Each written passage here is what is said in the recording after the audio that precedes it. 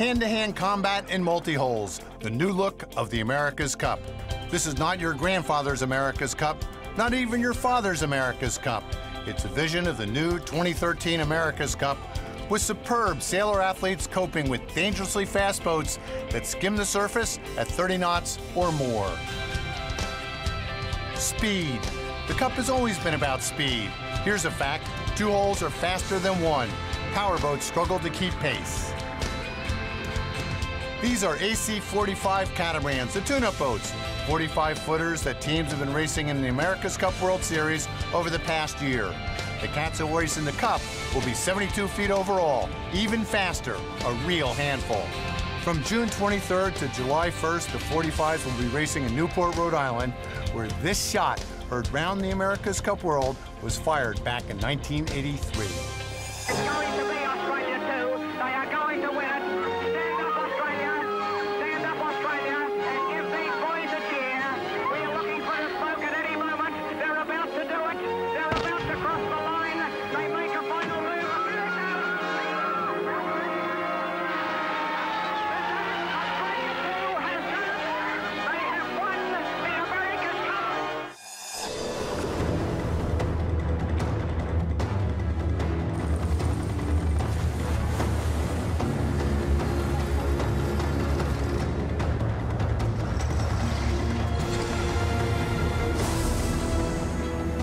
This program is brought to you in association with Louis Vuitton Watches, official partner of the America's Cup World Series.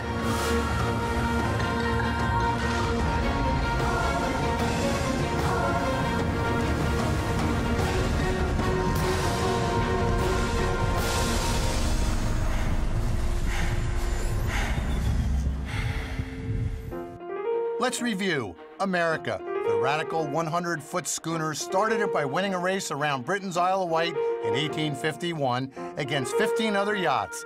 America beat the second boat by 18 minutes.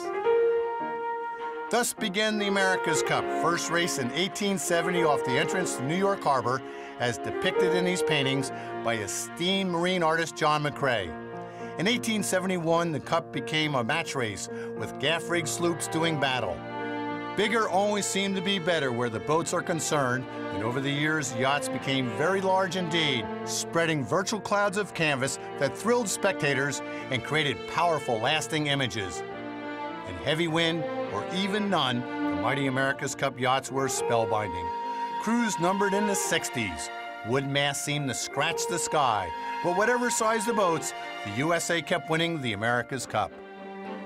In 1930, the Cup moved to Newport, Rhode Island in the impressive J-class. Suspended during World War II, Cup competition recommended in 1958 in more affordable 12 meters. The 27-inch, 8.5-pound oar that is the America's Cup survived the changes. The deed of gift that regulates the match was written with progress in mind. Perhaps the most famous challenger was the persistent tea baron Thomas Lipton.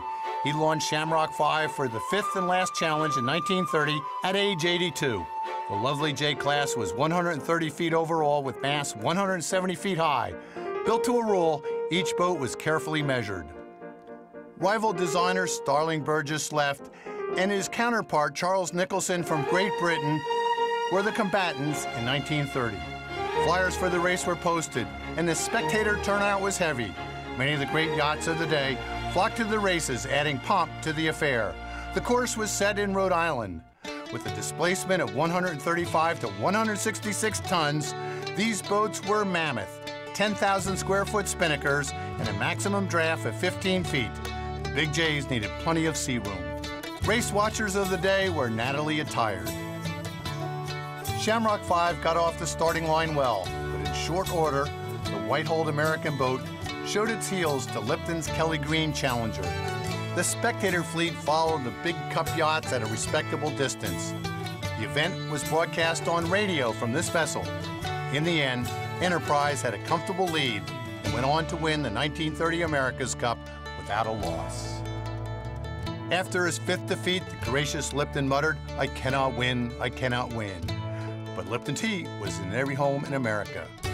In 1934, British aviation magnate Thomas Sopwith launched Endeavour, the the first quadrilateral jib ever seen and the first winches. With his wife Phyllis on board, Sopwith won 2 races that year before losing to the slower Rainbow. In 1937, Ranger, the greatest J-boat of them all, was launched to defend against Sopwith's second challenge. This would be Mike Vanderbilt's third and last defense. From wooden hulls, spars, and blocks to cotton sails and line, everything about the Jays was heavy. Ranger weighed in at 165 tons. The afterguard, including Vanderbilt's wife Gertrude, who sailed every race, was made up of amateurs. The crew, 30 strong, was all professionals. Power was the name of the game. Sleek, deep holes driven by a huge sail area parted the seas. The Jays were technological marvels of their day. Mike Vanderbilt, grandson of railroad pioneer Cornelius, was the American yachtsman of the 30s. He had an eye for talent, involving the young Olin Stevens in Ranger's design and bringing hot 20-year-olds like Rod Stevens, Arthur Knapp, and John Parkinson on board. He invented a convention of bridge that bears his name, wrote 2 books in the Cup years, and rewrote the rules of sailing. Vanderbilt practiced sailing dinghies to become a better helmsman. Swedish steam, they called it when the mostly Nordic crew lined up to raise a cotton sail that had a 160-foot luff. All told, 10 J-boats were built in the 1930s, 6 in America and 4 in Great Britain. The President looks on. Mr. Roosevelt trains his binoculars on the racers.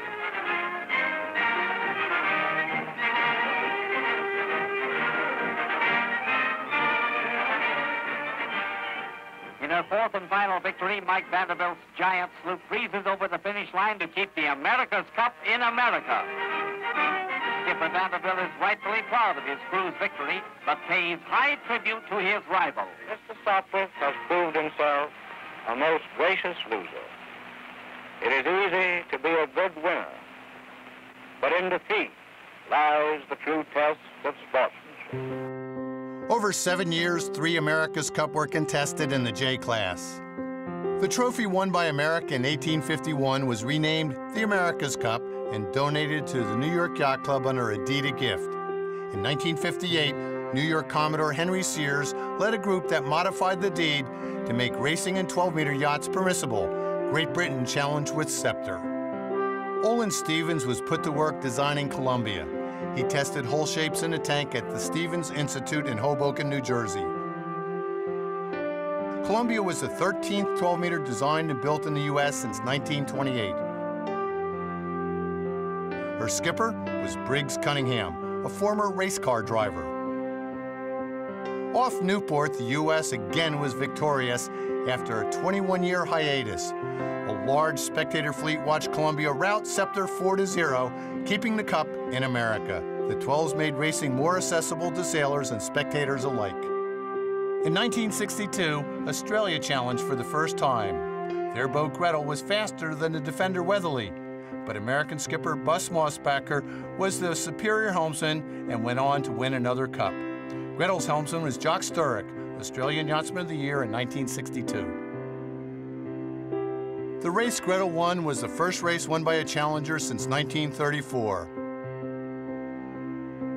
President John F. Kennedy and his wife Jacqueline watched the first race of the 1962 America's Cup. A veteran sailor, the president gave a big wave to the crew of Weatherly.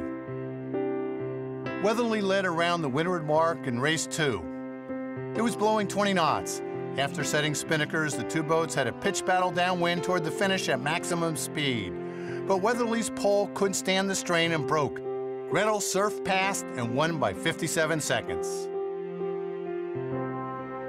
In 1964, Great Britain sent Sovereign to challenge America's Constellation that had won the heavily contested Defender trials. Bob Bevere steered the American boat that was designed once again by Olin Stevens. Peter Scott steered the British boat, but it was no contest. With its bendy boom and strain gauges to help with sail trim, Constellation won 4 straight races. Olin Stevens had missed the Cup in 1962. Philip Rhodes had designed the Defender Weatherly. 1964 would mark Stevens' second Cup victory in 12 meters. Bus Mossbacher, near winner of the Defender Trials in 1958 with Mike Vanderbilt's old 12-meter Vim, and Cup winner with Weatherly in 1962, talked boats with Olin Stevens prior to 1967. The result was Intrepid, the first 12 to have the rudder separate from the keel and to have a trim tab. In Newport, there was a huge turnout for the races between Intrepid and Australia's second challenger, Dame Paddy. The wind was up that summer. From the outset, it was clear that Intrepid and Mossbacher were superior. Having the winches below decks allowed for a low boom and a more efficient mainsail shape. It was a wet, bumpy grind for the sailors. Huge crowds braved the elements to watch Intrepid with their signature knuckle bow win another America's Cup. These 12-meter clips are shown through the courtesy of Mystic Seaport's film and video archives. Newport's Claiborne Pell Bridge became the town's new icon when it was opened in 1969. But Newport's Ocean Drive, with its mansions built during the 1900s by America's leading financiers and industrialists, the Gilded Age, remained the big tourist attraction. Founded in 1639, Newport is an old, salty town. Famed Castle Hill Light marks the harbor entrance. The New York Yacht Club's Grand Harbor Court Station opened here in 1988. Square riggers don't crowd Newport's docks anymore, but the salt air is still invigorating, and the place is branded by nautical essence. It's people-friendly, comfortable. The spires of Trinity Church date to 1726. It's a place where 12-meters go to semi-retire. A dozen of them still actively race here. They have engines now and handicaps, but the competition is lively. No town in the world is as synonymous with the America's Cup as Newport, Rhode Island. This program is brought to you in association with Louis Vuitton Watches, official partner of the America's Cup World Series.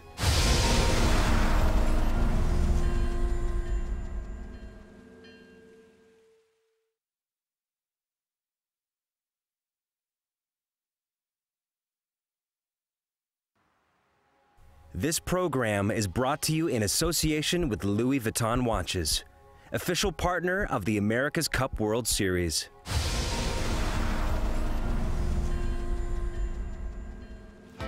In 1970, some crews made physical fitness a part of their campaigns. Skipper Bill Ficker and his tactician Steve Van Dyke sailed Intrepid, modified by Britt Chance. They had a catchy slogan and lived up to it during the trials. Australia challenged for a third time with Gretel 2. That's John Bertrand in the foreground, a name to remember. The luffing at the start incident in race 3 has made all the America's Cup highlight reels. Gretel 2 on the left luffed Intrepid after the gun and before crossing the starting line, an illegal maneuver at the time. There's the smoke. Gretel may not luff at this point, but continues to do so. Bumped, Intrepid still slips through with speed. The Aussies were disqualified and outraged. Gretel 2's syndicate head Frank Packer contested the ruling for weeks, but finally agreed it was proper. After this incident, juries became international. Intrepid also finished first in that race to establish a 2-0 lead. Australian spirits remained high. They knew they had a lighter, smaller boat that was faster in light winds. The crew was inexperienced, but helmsman Gordon Ingate, fresh from racing in the Munich Olympics, was a terrific bloke, as they say down under. Gretel 2, an Alan Payne design, also maneuvered faster than Intrepid. Here she is tacking. The big Genoa jibs required 4 strong men on the coffee grinders to winch in. Bill Ficker at the wheel. Gretel 2 would win race 4, but Ficker and Intrepid prevailed. They won 4 races to 1. In 1974, Alan Bond, a high-profile property developer from Western Australia, challenged for the Cup with Southern Cross. The skipper was James Hardy. Courageous, Olin Stevens' 5th 12-meter design was sailed by Marblehead sailmaker Ted Hood. They won the right to defend. A high-octane character, Bond loved the limelight, and the hype for Southern Cross was heavy. The last cross was no match for Courageous in any conditions. In 1977, the U.S. provided its own high-octane character in skipper Ted Turner. He took command of Courageous. I had the good luck to call tactics for Ted during that wild and wonderful summer in Newport. With his signature railroad cap in place, Turner steered, talked, and won his way through a tough summer of trials. Once again, Alan Bond provided the challenge with a boat named Australia, and once again, it was no match. Courageous was never threatened, leading comfortably in all 4 races.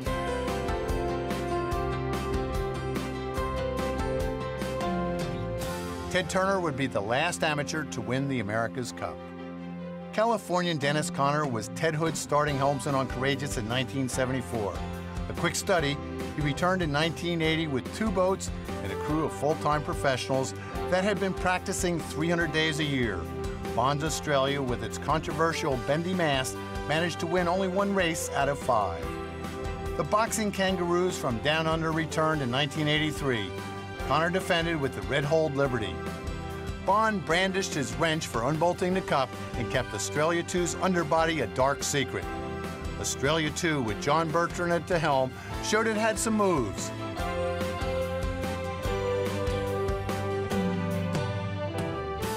Conner, here slam-dunking Australia 2, had some moves of his own. The duel continued at the press conferences. We're going to go out there and do the job and turn the tables. That's our whole objective. It was a pitched battle. Conner never sailed better, keeping the outclassed Liberty in the game with smart tactics. Finally, it was 3-all.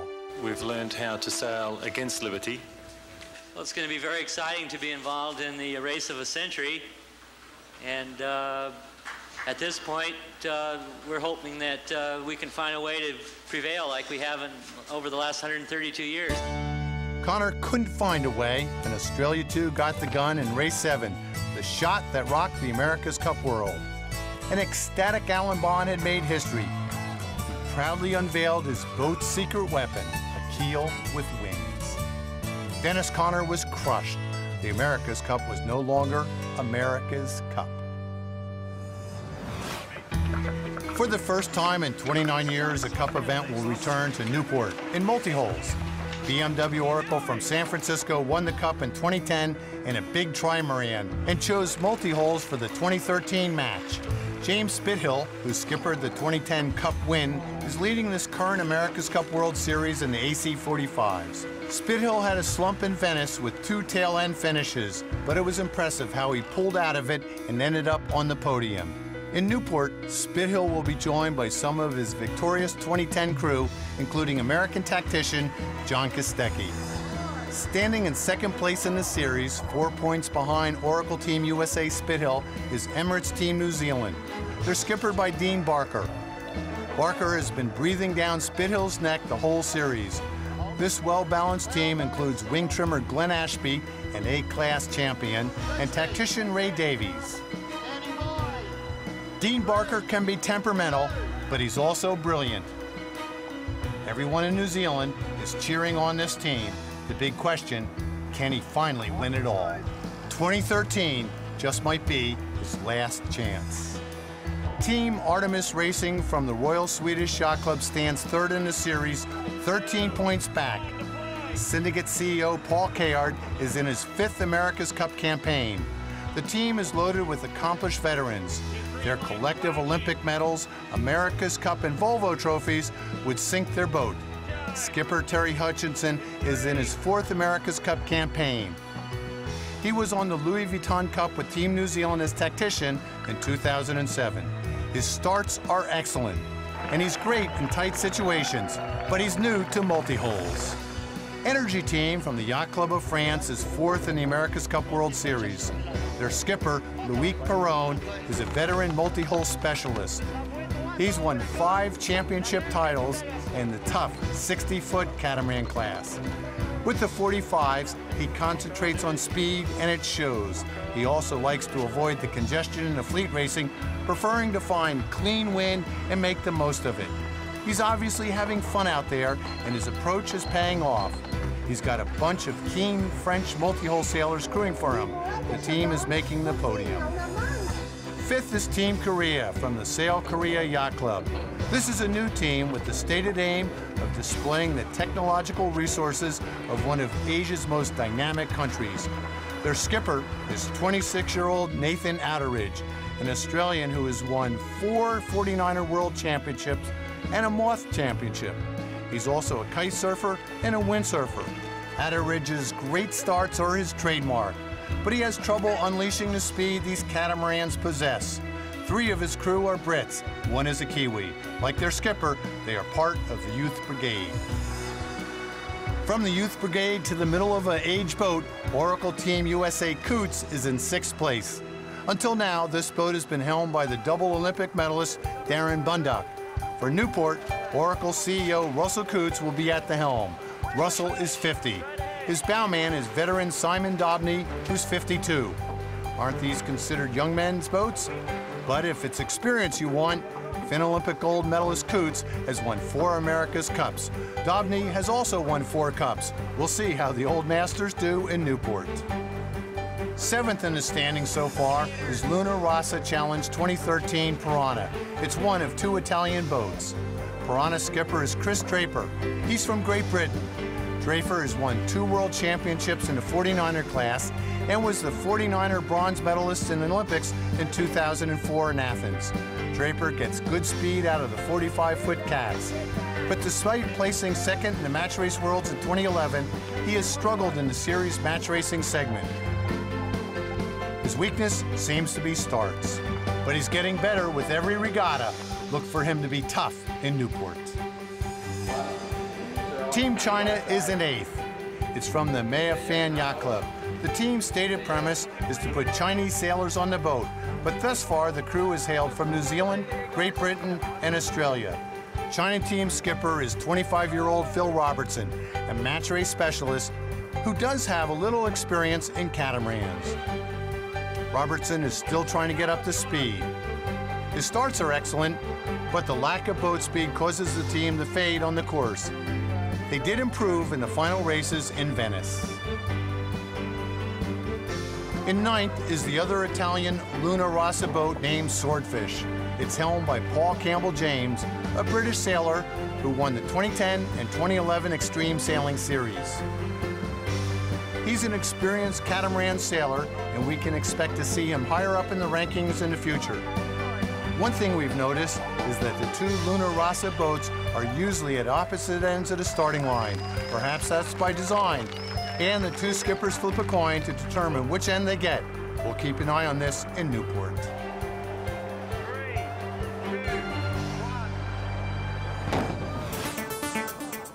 We hope you'll join us for the America's Cup World Series from Newport, Rhode Island.